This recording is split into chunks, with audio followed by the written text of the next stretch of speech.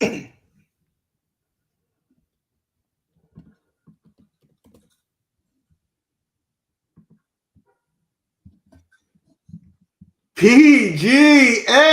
Nation, we are back, and we are back for the biggest week of the year. We are stoked to be back. We've missed you.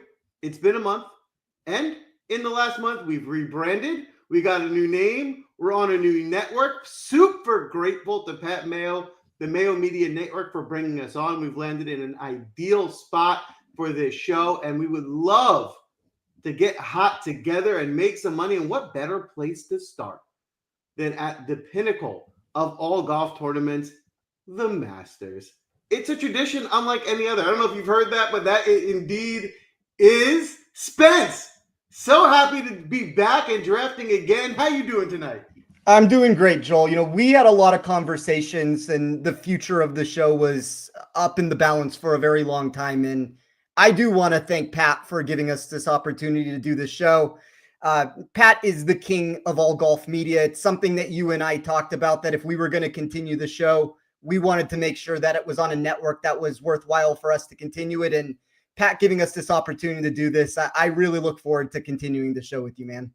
I am looking forward to it too. I am pumped. And if you haven't noticed, if you've seen our show before, you maybe previously recognized us as the PGA Draftcast. Similar concept. We're still drafting teams like we always do, but we've rebranded the show. Moving forward, we are going to be king of the draft. We will be crowning a king each week, drafting lineups. There will be a winner. It's going to be fun. If you're new to the show and you're on YouTube, draft along. You know, the audience drafts their own team against me and Spencer, and at the end of the week, we crown a champion between the three of us. Before we get into the draft, I'll explain all the rules in more detail as we get there. But Spencer, if you don't know him already, which I'm sure most of you do watching this, is the golf writer of the year. And this isn't the first time he's gotten that prestige. This is the second time this year he's won golf writer of the year. And he gives the absolute best course breakdown each week for the courses that we play. This one in particular, right, you're going to want to know the course breakdown. Now, if you've gotten this far in the week and you're getting ready for the Masters, probably not the first piece of content you've read. So you might have gotten some tidbits. But if you want to see detail and you want to know something a little different, hear it a little different way, Spencer has got you covered. So, Spencer, I'm going to pass it to you. What are you looking for this week down in Georgia? Yeah, my favorite thing, Joel, about the Masters is whether you're a casual golf fan or a diehard who eats, sleeps, and breathes the sport weekly, Augusta National really doesn't need much of an introduction. It's the most iconic venue in the world. You look at this venue, wide open fairways that are nearly 20 yards in width. That's going to present this long driver's paradise. However, the one thing I do want to note to that is that particular skill set's only going to take you so far when you look at the massive undulation and the multiple tiered perspective that you get on these putting surfaces over all 18 holes. That's one of the reasons that the long-term data has generated just under a 6% enhancement when looking into dispersion of scoring for strokes gained around the green. I don't want to make it sound as if struggling with that portion of your game is going to be a death sentence for success.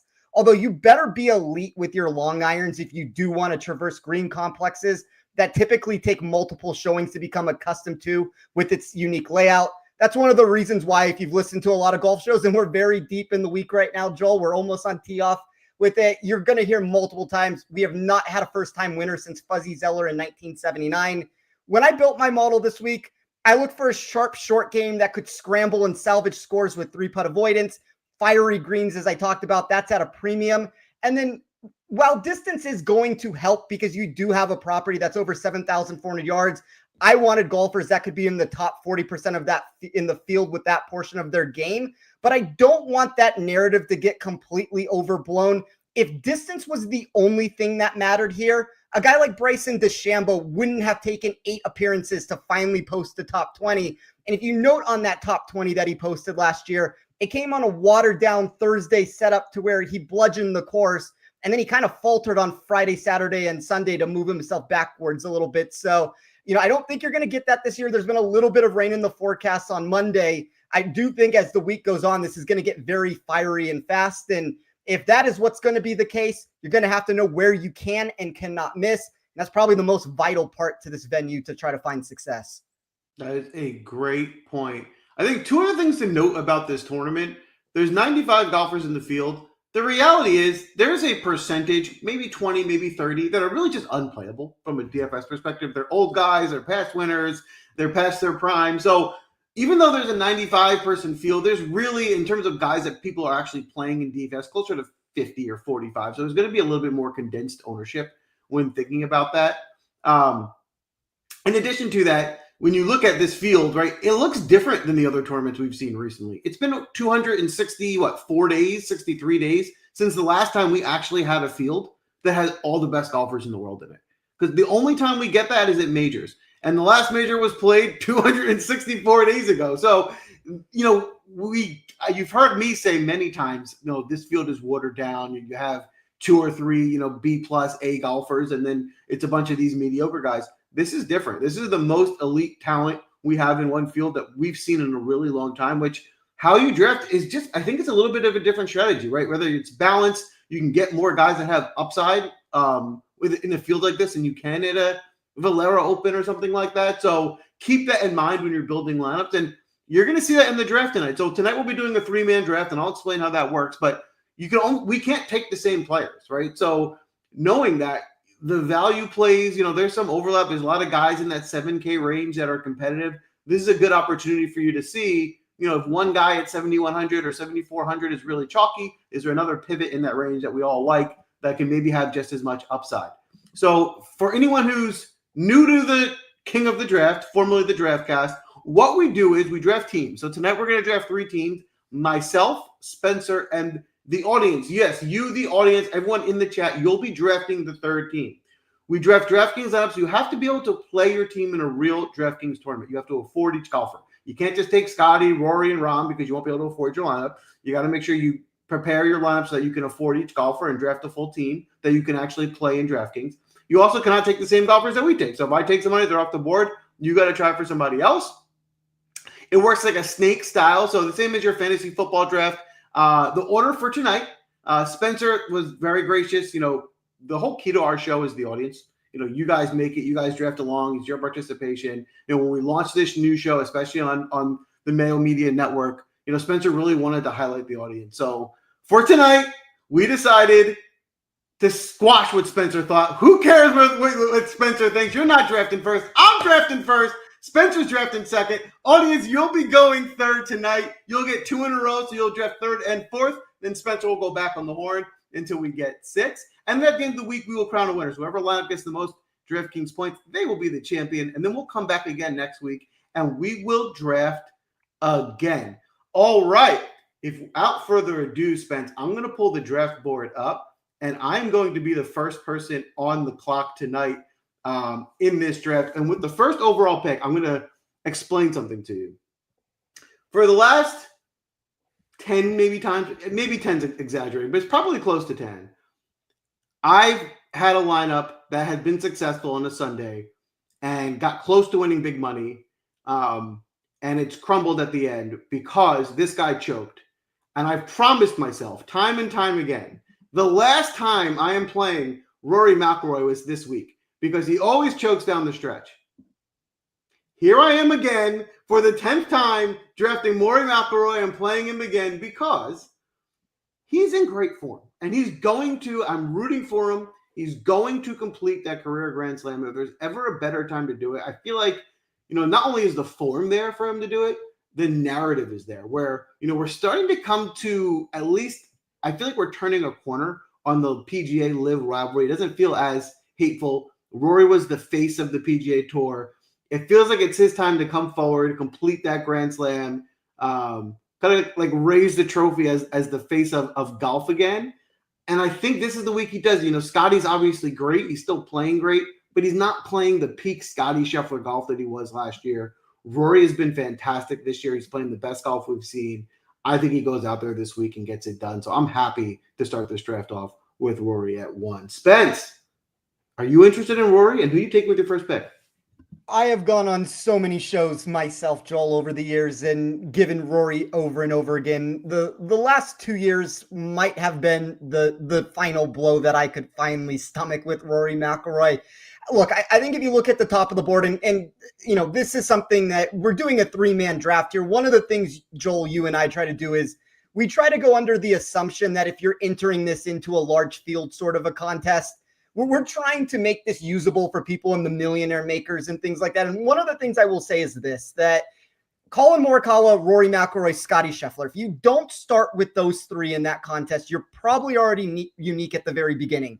If you do start with one of those three names, I would just be cognizant of how I'm building out the rest of my lineup. You do not need to go so massively different to make it work, but you're going to have to get unique in those millionaire makers, probably 2 or 3 different spots there. So just something to keep in mind. If you start with Rory, you start with Scotty, try to differentiate a build. Just don't go the chalk all the way down the line with it.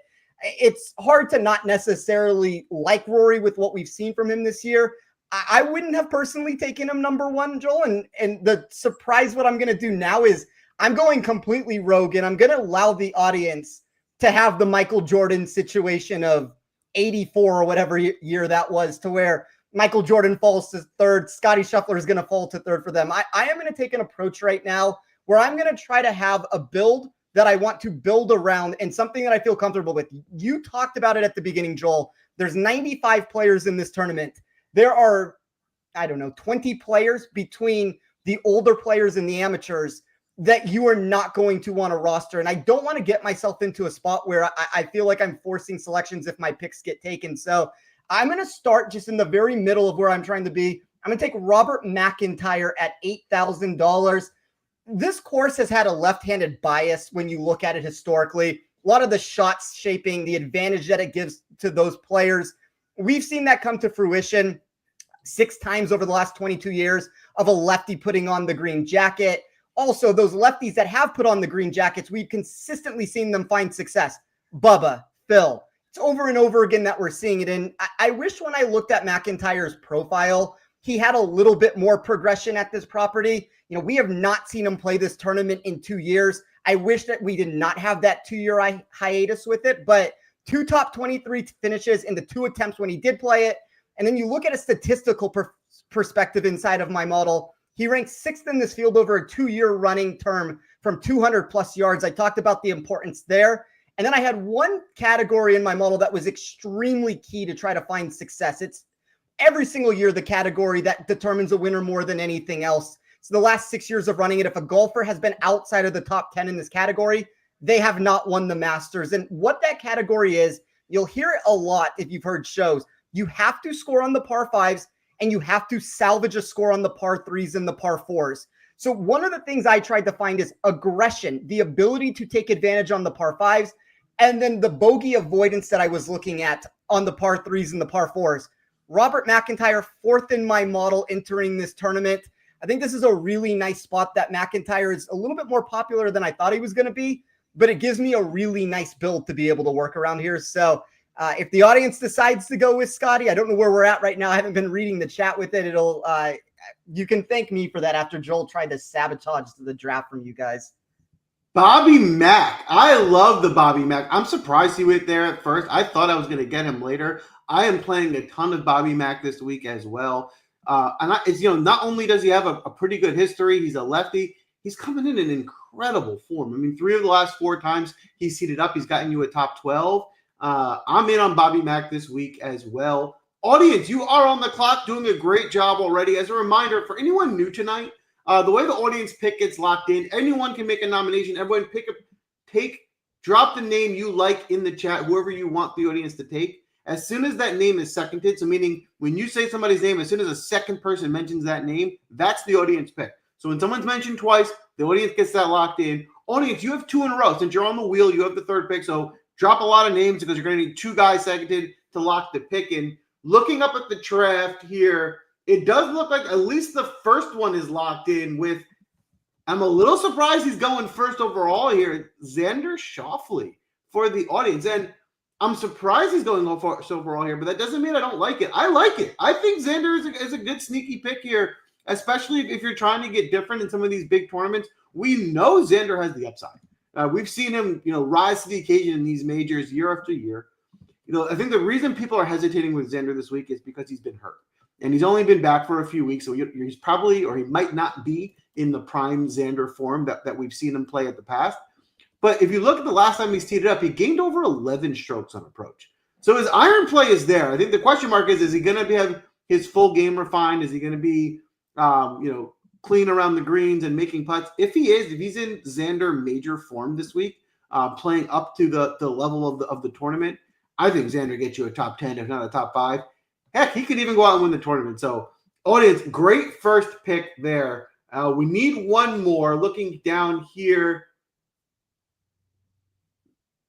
do we know if a second pick has been locked? I see a lot of names. I'm not sure if one. Oh, it looks like to me is it Patrick Reed? I think it's Patrick Reed. It's Patrick Reed. So, not to beat a dead horse, and I'm sure if you're watching our show, this isn't the first piece of golf content that you've taken in. And everyone has told you, right? This course history is important. Have you had success here in the past?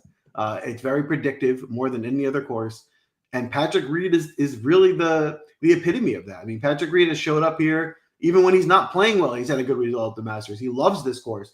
He's at Live. He's a little bit, at least in my mind, he's a little bit out of sight, out of mind, as we haven't seen him playing a lot. But he likes it here. He likes to play up at the Masters. I think in his last outing at Live, it was above average. It was in at least somewhat decent form. Spence, I'd love to hear from you. Are you interested in Schauffele or Reed this week? I like both of the picks from the audience. I think Xander might be one of the cheat codes that you can use in some of these larger field contests. He's catching a little bit more buzz recently, and as far as Reed goes, he's going to be popular. I'm going to keep the name that is the most mispriced player in my model to myself for a second, but Reed was the second most mispriced player that I had at that $7,300 price tag. I think it's a really good start from the audience, and I kind of wish they didn't start that way because Reed was going to be one of the staples that I was hoping to build around in mine. And now I'm looking at Scotty Scheffler sitting on the board, and I'm trying to figure out how do I make the pieces work. And on the flip side of it, Joel, I know drafting with you historically, you like to go the two names at the top if you get the option to. I mean, you're not going to have much money if you do go down that route. You're going to be at the bottom. It's going to be a unique way to try to build it. Look, I wasn't planning to do this to start the show. I said I was going to go rogue with it.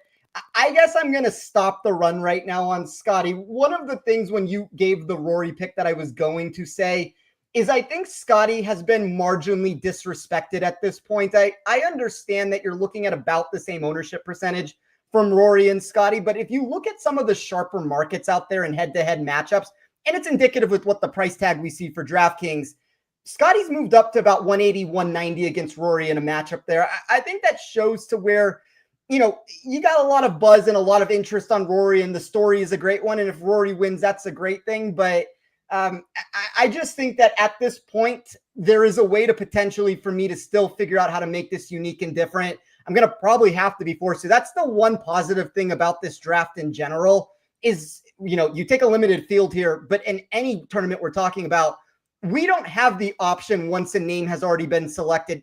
By the nature of this sort of a contest, builds become very different because you don't necessarily get who you want along the way with it. So it's going to be a lesson, like 12 hours before tee off here of how do I finish out this build when I didn't plan to go that route. But I will take Scotty Scheffler in this spot. All right. Well, how long do we have to spend to tell you that Scotty Scheffler is good in golf? I think, the one point that I'll counter you on why I really like Scotty more. I agree with you. Scotty's still the better play than Rory. Scotty's the better player. I think if all things were equal, yes, I would take Scotty. But the problem is, let's not overlook, there is a significant difference between 12-4 and 11-1. And so when you're building out the rest of your lineup, the way the rest of your lineup has to look by doing so is just so much different. You can still be relatively balanced with Rory. With Scotty, you almost have to dip down to that 6K range just to make it work. Which is why I like Rory more, because I just feel like you can build a better roster. And I don't feel like Rory is that much behind Scotty, where I agree, he's the best player in the field, deservedly so. But there was a few tournaments last year where they had, maybe even this year too, where they had Scotty up in the 12K range, but they also gave you a 5K range. So you could balance it out, whereas there's no 5K range here. So I think that's what makes the construction tough. But obviously Scotty Scheffler can go out and win this tournament, and then that's a great pick instantly. So no complaints on a Scotty Scheffler pick. That is for sure. All right, so I got two here. And I got Rory, which I'm happy about. It puts me in a little bit of a bind. So with my first pick, I'm going to take a guy who was a media darling throughout the week. I feel like some of the folks have cooled on him, as I think he was a bigger name early in the week. I haven't heard him mentioned as much leading into tonight. He's still going to be very popular, but I think there's some other guys that have grown in his range that might keep his ownership tamed just a little bit. That's Russell Henley. Russell Henley is two things. He's playing some of the best golf of his career right now. I mean, if you just look at the results he's giving you in 2025 alone, a 10 at the Sony Open, 5 at the AT&T, he gave you 6 at the Cognizant, he won at the Arnold Palmer. He's taken a couple weeks off since the Players. And the thing about Henley that's really intriguing is, like we said before, this is a course that is all about course history. What have you done here before? And Russell Henley has a spectacular course history.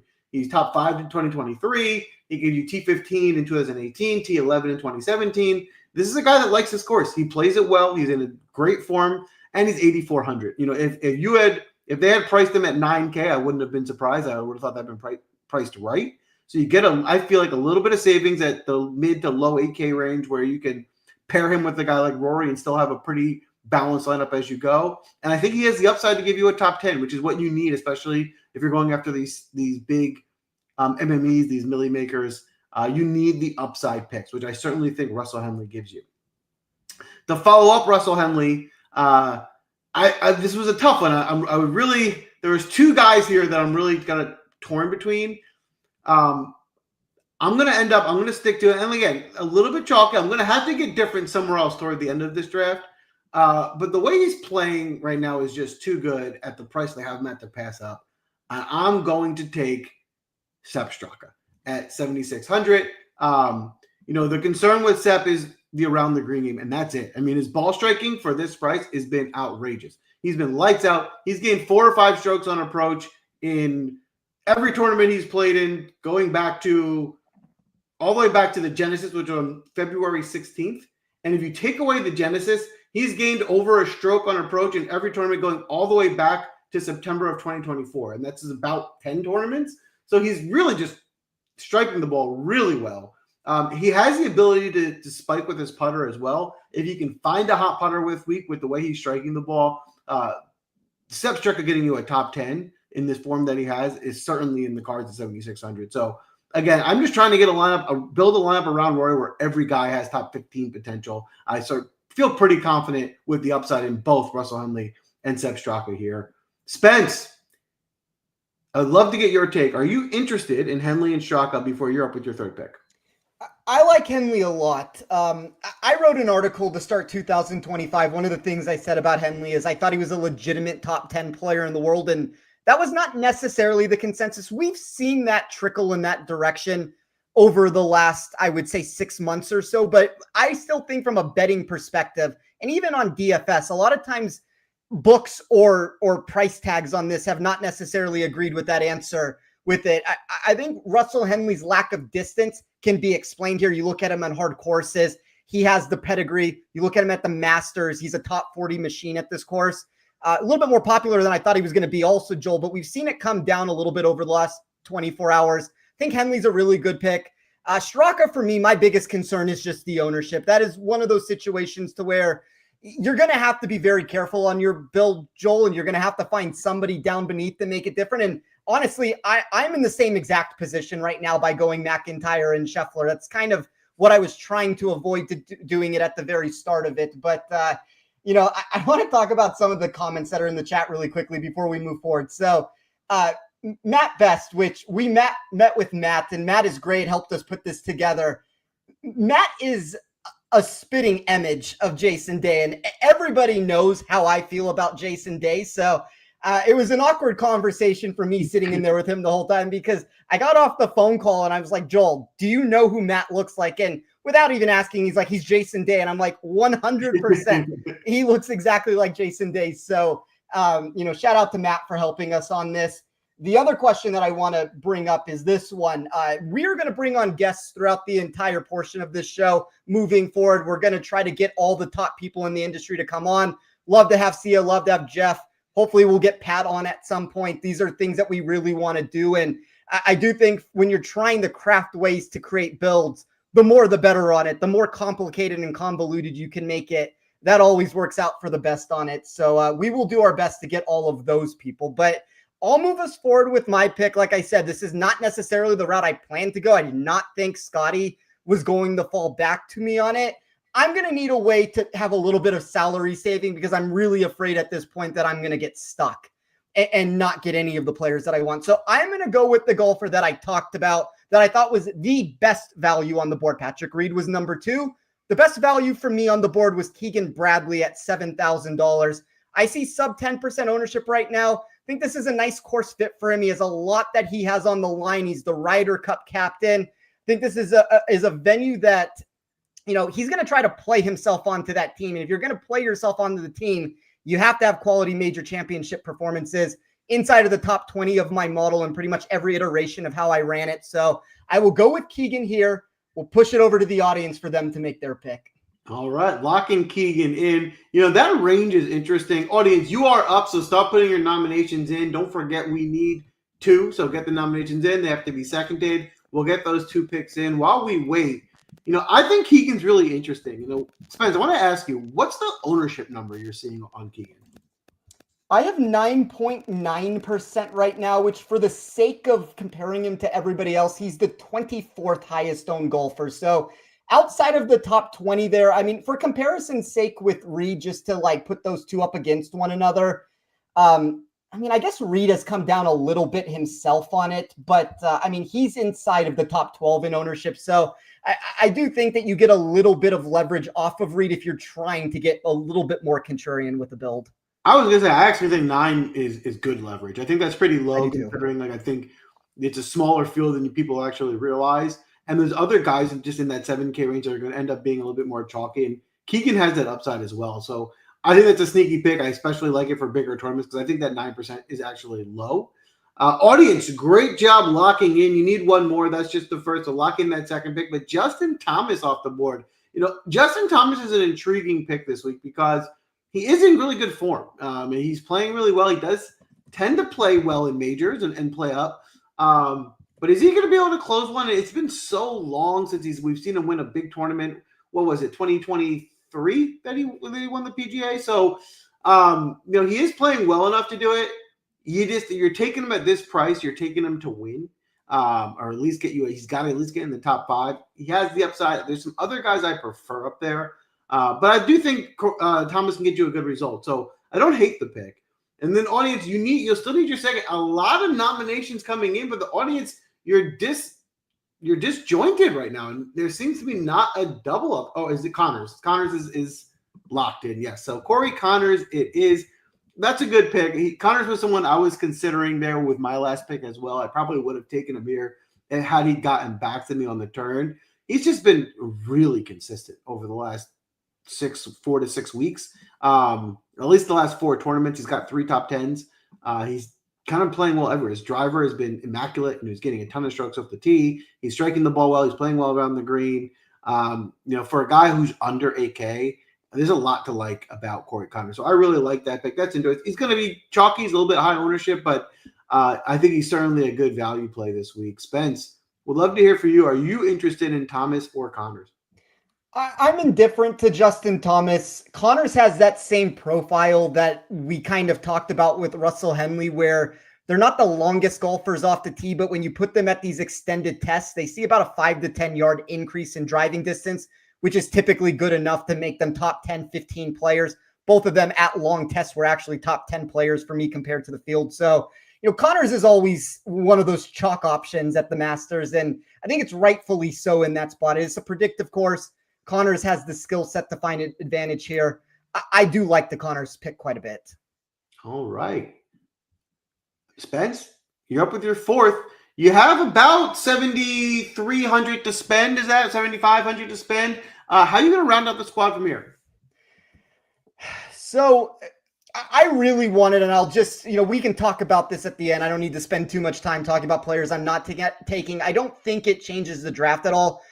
I really like 3 golfers, and one of them is Xander that the audience took. But I think there's 3 golfers $9,000 or up that provide really good contrarian leverage. And I'm not going to be able to afford it on my build. And I just want to mention it right now. So it'd be Xander, it would be Hideki, it would be Brooks Koepka. Those are the three names that I'm going to try to figure out a way to get exposure to in builds this week. But not being able to get there, I am going to go a little bit higher than I probably should go on the pay scale right now, Joel. And I'm going to take Minwoo Lee at $8,500. And to me, Minwoo is a really nice spot that I can break this up and create some leverage into builds. When you look at optimizers and you look in, this was a conversation I was having with Nick Bretwish, Sticks Picks. If you follow him, we used to, or we still do. We haven't done it in a while. Better Golf together. He was talking about Cantlay, and it's a player that his optimizer continually wanted to get in over and over and over and over again. And when you look at the very end or top part of that, it's Cantlay. Henley is another name that fits it all the time. And Minwoo seems to be sandwiched out from this group. And one of the things I really like about Minwoo, and you can make numbers do whatever you want them to do. It's why when somebody gives you a statistical profile, you kind of have to take it as a grain of salt with it. But if you take these four categories, driving distance, proximity from 200 plus yards, weighted around the green production, weighted putting at Augusta, and you try to find a golfer that's top 15 of my particular model in all four of those categories, it's not Rory, it's not Scotty, it's not Morikawa. The only player to fit inside of the top 15 in each one of those categories, Minwoo Lee. So I think this is a really nice leverage spot for any contest that you're building. And I would make an argument that McIntyre and Minwoo might be my two favorite plays on the board this week. Wow, there you have it. Minwoo is a guy I was very torn on. Early in the week, I liked him. I've come off him a little bit. Do you have any pause with Minwoo because of his recent success? Do you think he's going to turn around after the last time he teed it up at the Houston Open and won the tournament? That he's going to come back and then get you another top 10?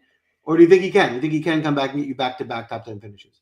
I usually don't back Minwoo Lee. He's one of the bigger fade candidates that I find most weeks. And when he won 2 weeks ago, I had him as the second win equity player in my model, which was much higher than consensus. And once again, this week, I have him as a top 10 player in win equity. I kind of always have thought with Minwoo, there's a certain swagger to him compared to some golfers to where this might be the win that can catapult him to the next level of his game.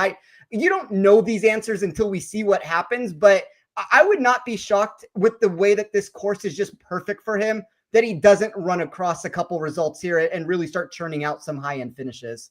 Boom. I like Minwoo too, so maybe you're bringing me back onto him before we finalize lineups and tee-off begins in just a few hours. I think another interesting trend I'm seeing as this draft is winding down is we're all in the similar price range. And I have 3 picks, Spence. You have 2 more. Audience, you have 2 more. There aren't a lot of guys left in that range. So it's going to get interesting on how these lineups finish off. We're going to be competing for a lot of the same golfers. So this should be fun. I'm locked in here with my next 2 picks. With my first, I'm going to take Lucas Glover. I like Lucas Glover as a value play. He's my favorite player this week in the 6K range.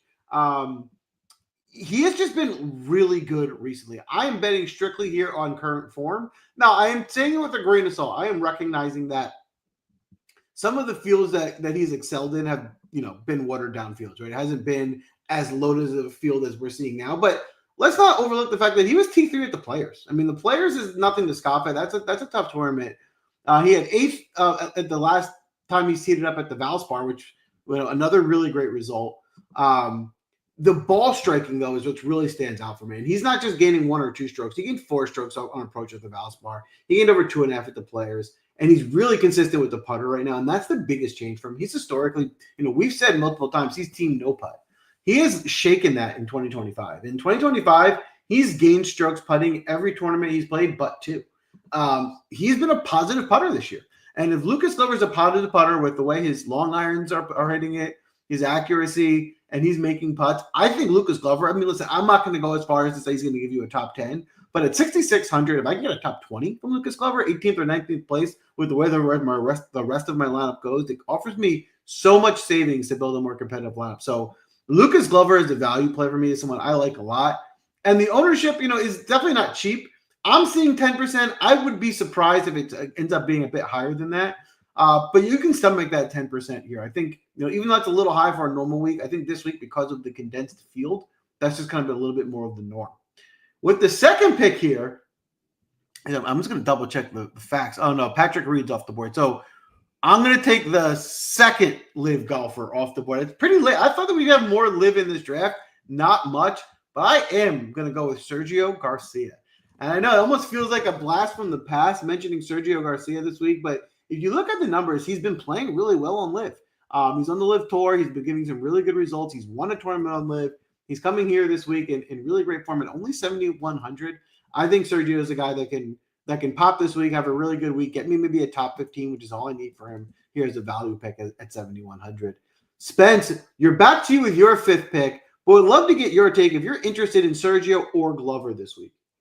I've seen some of the sharper markets move pretty well on Sergio Garcia. That's one of the things that I update on my model over at Rotoballer all the time is when we get to Wednesday, I try to put in a lot of that sharp movement, whether that's outright prices or head-to-head matchups. And Sergio had very adequate movement in a lot of those directions. As far as Glover's concerned, I think he was the sixth or seventh most mispriced player down there in the $6,000 range. Handful of guys I like more. I think he's more playable than 90% of them down there. I think Glover is a very intriguing pick, as you said, that can give you a top 20 or something in that nature there. I'm going to move, though, and actually give the golfer that I think might be the best value down in the $6,000 section. And wasn't planning this when the week started, but I'm going to take Denny McCarthy at 6,500. If you look at some of Denny McCarthy's recent iron play, you've gotten an uptick from what we typically see from him. And then even from the 2-year duration inside of my model, he graded inside of the top 40 for me in strokes gained approach. And that might not sound like a number that is super impressive, but if you know Denny McCarthy's game and you know of his lack of iron play historically, you can kind of see where that uptick comes from. 20th in my model from 150 to 175, 31st in my model from proximity from 200 plus yards. He's also the only golfer for me that was 6,500 or less that placed inside of the top 25 when I looked at weighted strokes gained total. And what weighted strokes gained total means for me in my sheet is essentially I am taking the dispersion of scoring that what we've seen at Augusta historically, and I'm reweighing it out for every single golfer. So you get a handful of names here where Rasmus Højgaard is a surprise that I wasn't expecting. You just mentioned Lucas Glover. Denny McCarthy. Those are the three best names that I have in that $6,000 range outside of JJ Spawn being included. So I'm going to take McCarthy here. I like him at 6,500. I think he has a nice upside to be able to kind of do exactly what you talked about, Joel. Potentially give me that top 20 like you're trying to get with Glover there. Boom. And that's what you're looking for. You don't need every golfer in your lineup to have winning upside. Sometimes taking a safe player, and by safe, meaning top 20 upside and a cheap guy to make sure you can get some value, some of the best players up top, is a good strategy. So I'm with you on that. I think Denny McCarthy, we've seen him pop in a few tournaments this week. I think he can do that again, especially with that putter. If he gets hot with that putter, you can get a really good result. Audience, you are back up. You have 2 to finish out your draft. Audience, you have 7,750 average per pick between the two. So you do have to work together to make sure you can afford both picks. It looks like the first one is locked in. It's Kyle Lowry. Is that right? Are we going to have a draft gate on our first night launching King of the Draft? Is Kyle Lowry locked in? Zach Jeffers, welcome back. I've missed you, my friend. Are you captaining team audience? Are you getting everyone together? You did nominate Lowry. It looks like you're pushing for him. So I think you're on the Lowry train, but we need someone. Yeah, Jeffers, give us the locked emojis. I am anointing Zach as captain of team audience. So if you have any gripe with the pick, audience, take it up with Zach. It ain't my problem. Zach's your captain. Lowry is locked in. Listen, Lowry's playing great. There's a lot to like about Lowry with this week. He was someone I'm even considering here with my last pick. Obviously not anymore. I got to move on. But I do like Lowry this week. He is going to come with a lot of ownership. It's the only thing that gives me some pause. But a lot of the guys we're taking here come with ownership. He's not much different. He certainly has the upside. So I like that pick there. That leaves you all with 6,700 left. So you need to find someone down there in the 6K range to ensure you can afford them. Is it Jaeger? Jaeger bombs?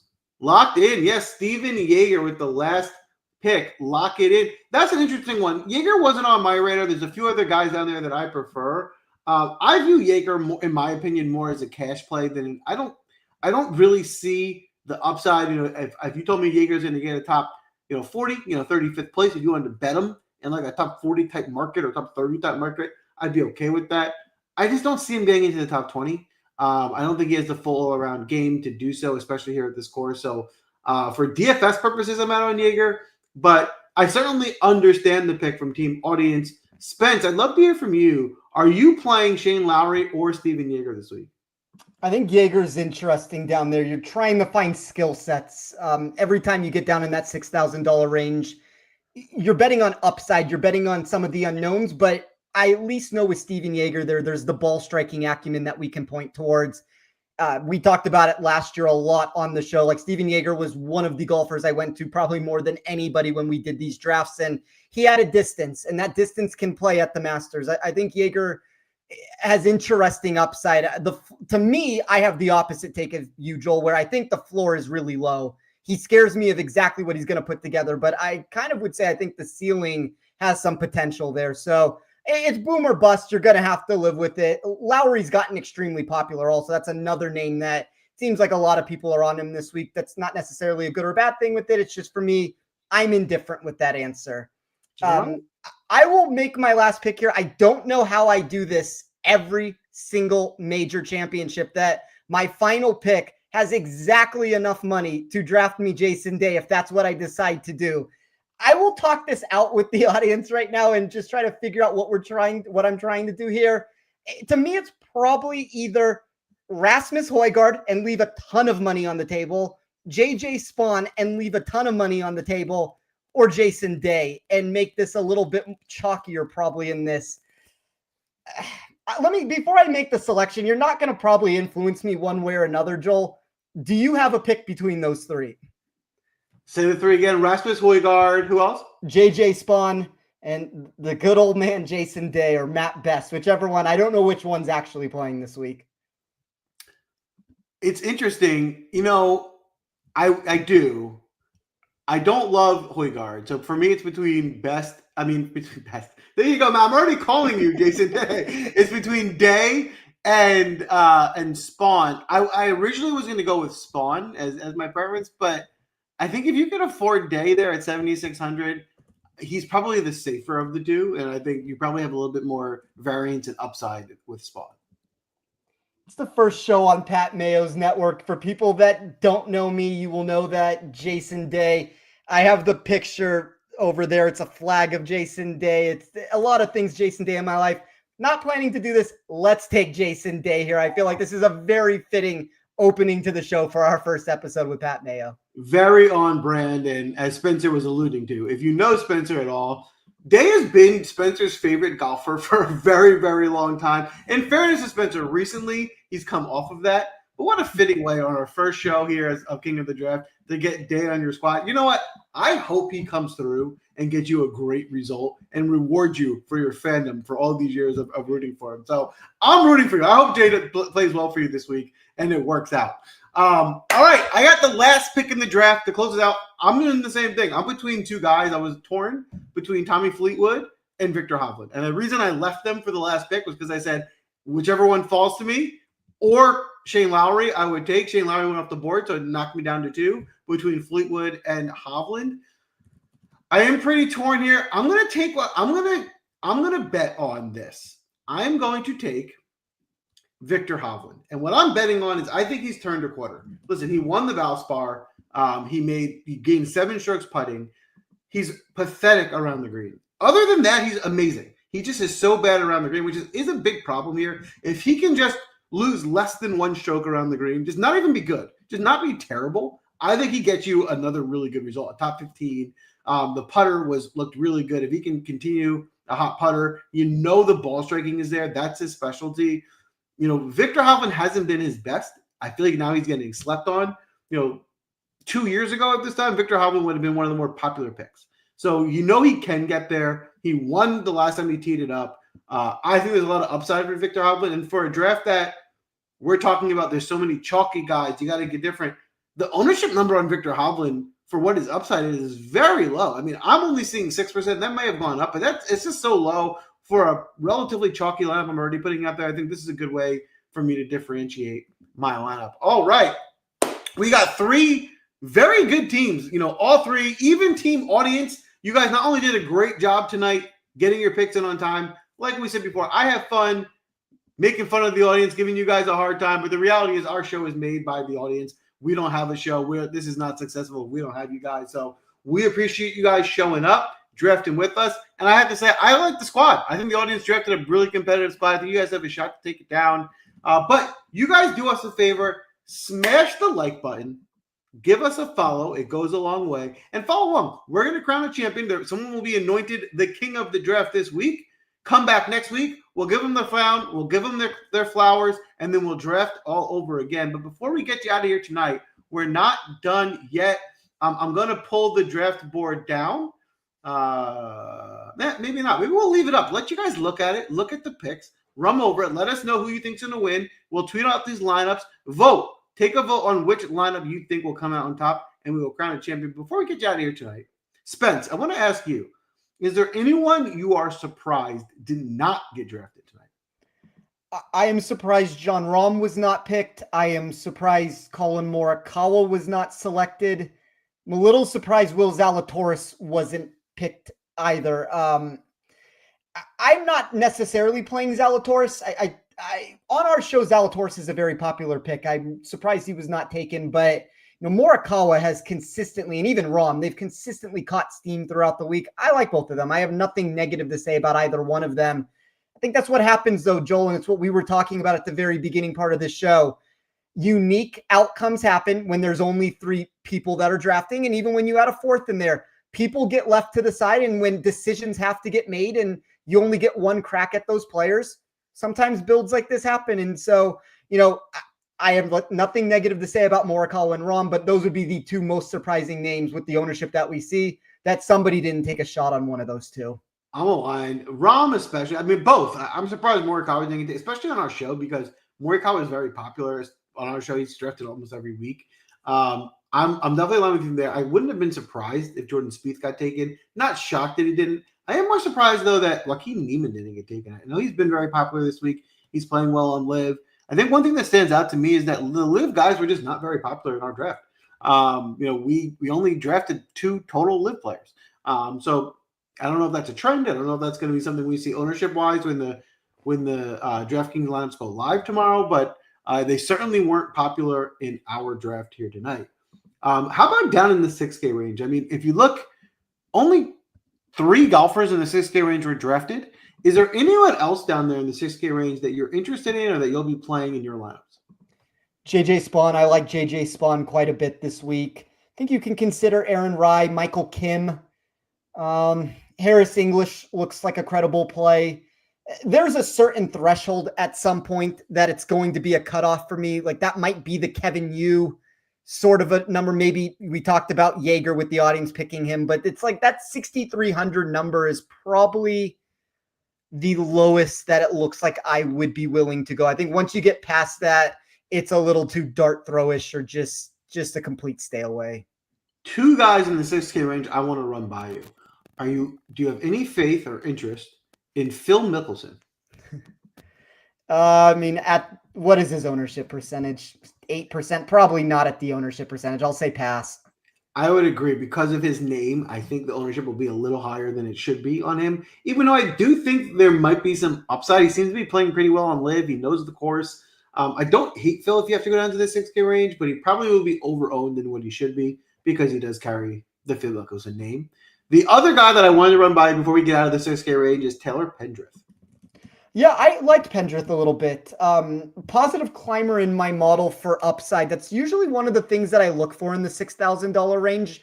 You know what you're signing up for. There's always going to be more volatility there, but he was a positive mover for me when it looked at the trajectory for upside. That's typically something to at least take a double look at. I don't have a problem with anybody who does want to consider him. Very, very slight value for me in that $6,000 section.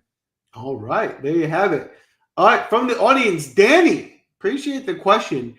Spence, we'll go to you. Are you interested in Davis Riley?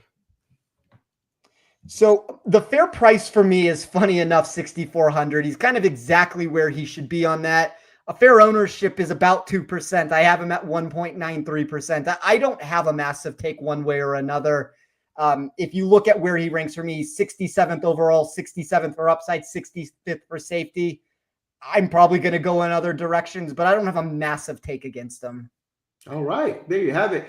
Now, Spence, before we let everyone out of here tonight, and good luck tomorrow with the Masters, it's going to be a lot of fun watching it.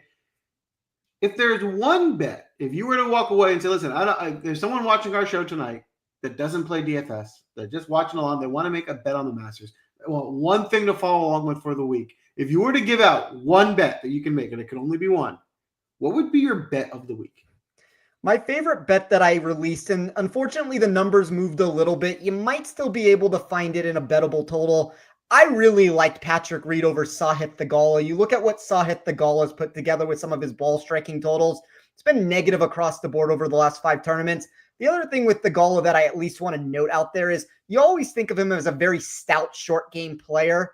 Those metrics have not been quite as there's been a negative decrease that has occurred over the past 6 or 7 months there. So I think this is a nice spot for Reed where the market was just too low on him to open up. And we've seen that drift back up a little bit. That was one of the plays that I released over at Rotoballer early in the week. I guess to give one that you may still be able to find, I took Keegan Bradley over Tom Kim.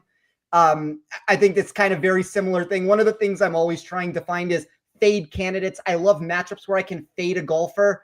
And when I can find a golfer that I like against them, all the better with it. Those are 2 spots that fit that narrative for me. Boom. All right. There you have it. I'm going to give you my favorite bet. There's one I like. It's a guy I drafted. I really like this safety. And maybe he gets me to the top 20. Maybe he doesn't. But if I can bet top 40 on Lucas Glover at even money, it's minus 115. I really think he's going to get there. 38, 39. I think that safety is there. The way he's playing right now is so good. I'm going to take a Lucas Glover top 40 at minus 115. All right.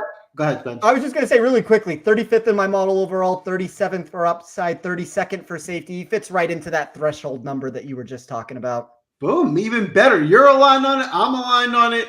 Let's get a win. A big win at the Masters. Listen, it's the Super Bowl of golf. Biggest week of the year. A ton to be excited about. Any type of DraftKings tournament you want to play in is available. Any type of bet you want to make, you can go after it. It's going to be a lot of fun to watch. The Masters app is going to be released. It's probably one of the most least productive weeks of work for people because you're going to be watching the Masters on your screen. But good luck this week. I'd love to see some winners, some green screens. Show us your lineups. Let us know which team that we drafted tonight's going to win. Come back next week, talk some smack, crown a champion, and we'll do it again. Good luck this week. And of course, I think we should change it. I don't know if sports is actually relevant. I think we should change it to King of the Draft, Mayo Media Network. Boom! There you have it. Spence signed us off. I appreciate it. I love the new sign off. See you next week.